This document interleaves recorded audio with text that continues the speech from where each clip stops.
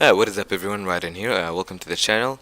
Now a quick intro before we get in the video. I just want to let you guys know that I'm new to the whole YouTube stuff, and English is also not my main language, so expect some errors. Also, I lost a lot of my gameplay, so I'm only left out with these two. Enjoy. Now we're gonna start off with the good things.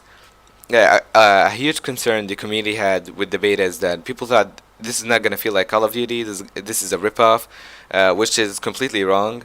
The game felt like a Call of Duty game with huge map, a lot of players, vehicles, which is a new take, a tactical, added some tactical aspect in the game, because we all know Call of Duty isn't really tactical, isn't as tactical as CS:GO or Rainbow is.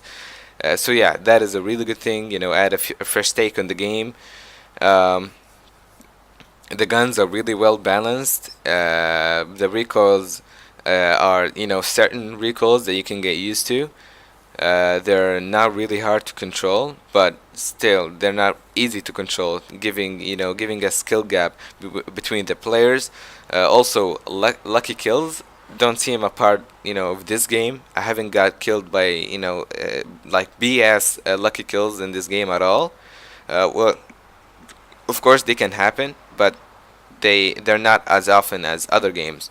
Uh, Another good thing they did is variety. They added a huge variety, different map from older Call of Duty games, new maps, new takes. The wingsuit is awesome.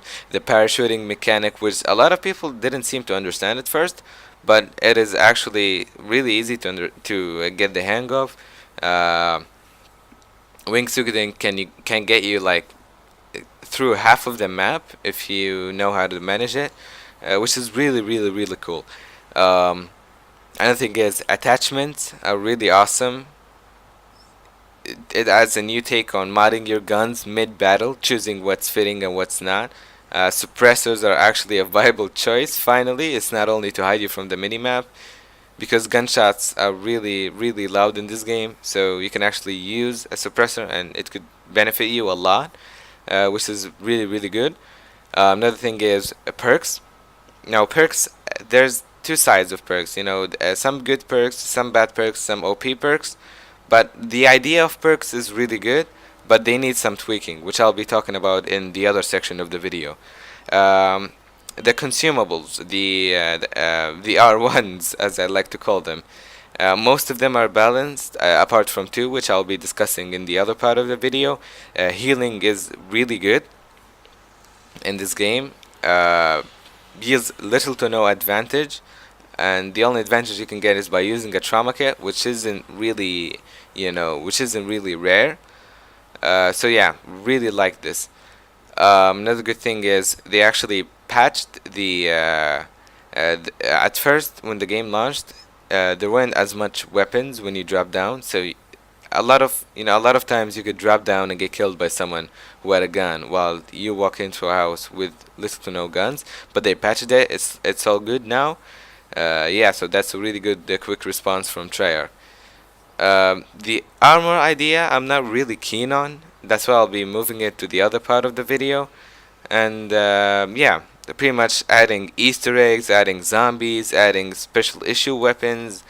The game did a really good job on being adding a new stuff, stepping up the whole battle royale thing into a next level, and still maintaining the Call of Duty spirit, the feeling that you're playing a Call of Duty game, not some sort of a new battle royale game. Now, hopefully that covers it for the good things. Now, I can keep on talking about the good things. But yeah, oh, another thing, I'm sorry. Vehicles are really well balanced. Well, most of them are in solo. I will be discussing them a little bit later in the video. Vehicles are really balanced. You get a lot of noise for using them, but they still a really good way to transport. And they're not OP. It's not like if you pick up a vehicle or something, you're gonna win the game. Really well done on the vehicles. Yeah, and the zone. Well, the zone is. I like how they made it. I like how they made it not random 100%, but there's still some randomness that I will mention in the other part of the video. Hopefully that's gonna be it for the good things. I'm sorry if I missed some. Now let's move on to the bad things, which is kind of more important. Constructive criticism. Now, first thing is, first of all, I want to talk about is two consumables that I find really overpowered. No, this is a personal opinion of mine, which are the Nine Bang and that sounded actually German. I said Nine. So the Nine Bang and the Cluster Grenade. Uh, Two of those consumables are, you know, arguably overpowered. The Cluster Grenade has a lot of area of effect, and its detonation is really, really fast. And the Nine Bang is also has a really large area of effect, and the blindness is actually OP. So yeah, hopefully we can see some tweaking on those. Another thing is some perks. Some perks seemed completely useless, and perks like Dead Silence and Awareness are 100% overpowered, especially Awareness. Also, Dead Silence is overpowered, but Awareness, like the hearing abilities you will get, you can hear stuff from like miles away. I'm not even kidding. They need to redo some perks. Also, perks like Brawler are completely useless, zero use for them. Other perks that I found completely useless, even if I activate them, I've never actually saw their use. Maybe it's just me, but I actually really think that a lot of perks are useless. Another thing I wanted to talk about is ammo. Now, ammo, I couldn't settle on the ground here. I saw that you couldn't carry a lot of ammo, but at the same time it is really available everywhere.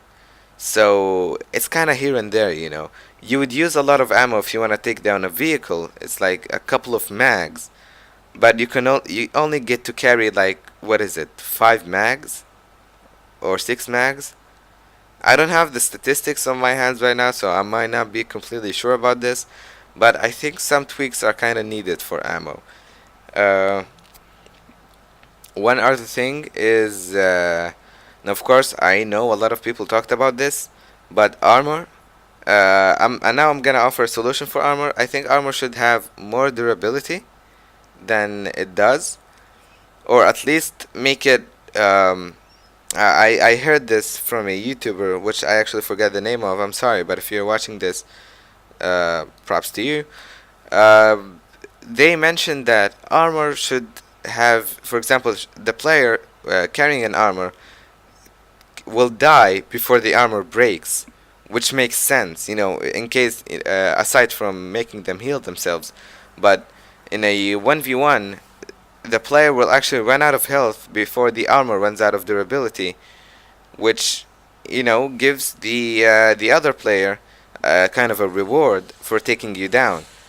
Because as you can see in the clip, or maybe not this clip, but as you can see, this game puts you at a disadvantage for getting into too many fights, especially in smaller areas. Now, it happened to me a lot where I get into fights against other people. Both of our armors break, you know, especially if that armor is like 1 fight old or 2 fight old. And when my armor breaks and I kill the other dude, basically his armor also broke. Uh, I'll just stay there without armor, and usually I'll have my health down. So I need to heal up with no armor, waiting for other people to come and kill me, which is a really, really, in my opinion, a stupid thing. Another thing is also a lot of people mention this looting system. It puts you at a huge disadvantage, and this goes into the fact that I said that this game puts you at a disadvantage for basically being aggressive and fighting other people. Like, I think camping is much more powerful in this game, unfortunately, which can be tweaked. As I said, you'll be left out with little armor, basically no armor, no loot, because most of the time you won't be able to loot the people you killed, because the looting system puts you at a major disadvantage, because you can't basically get yourself covered in this game. So unless you kill someone inside of a house, looting them will always, kill you. You will always die if you loot someone outside of a house. Another bad thing I want to talk about, which you will see an example of in this game, basically the storm. Uh, the storm at the end of this game will do something really stupid, which I want you to see by yourself, so we'll postpone that until then. I also want to touch on a major issue towards the minimap. Now, I found if you're rocking the square minimap, you are actually at a disadvantage if you use the sensor dart. Now, when you use the sensor dart, of course, you're gonna get the icons of your opponents on the map. But with the square minimap, sometimes the icons can cover your own player icon, which will basically, you will not know in which direction you're heading. If the enemy is behind you, in front of you, on your right, on your left, because their icon will completely cover yours. Now, this can be solved by making your minimap circle. But I've known a lot of people that prefer a square minimap, and basically it did not work for them, so they had to go with the circle minimap. Um, Another thing I saw is wingsuit did not work for me in like multiple occasions, where the wingsuit just did not work. I've jumped off one of the largest buildings in the game, and it just didn't work. So yeah, that's also a bad thing. And as you can see in the gameplay, I actually managed to get into the top 5 people just by running through the storm, which is a thing that I tell you about. And actually, most of the people I'll kill here, I'll get up a couple of picks, and you'll see that the people I kill usually have no armor and low heals, which proves to say that you know getting into a lot of fights will actually put you at disadvantage in this game. So as we're approaching the final moments of this clip, also want to talk about the wall that you can put down. I forgot its name actually. The wall with the concussion that it can do. The microwave wall. That's how I call it.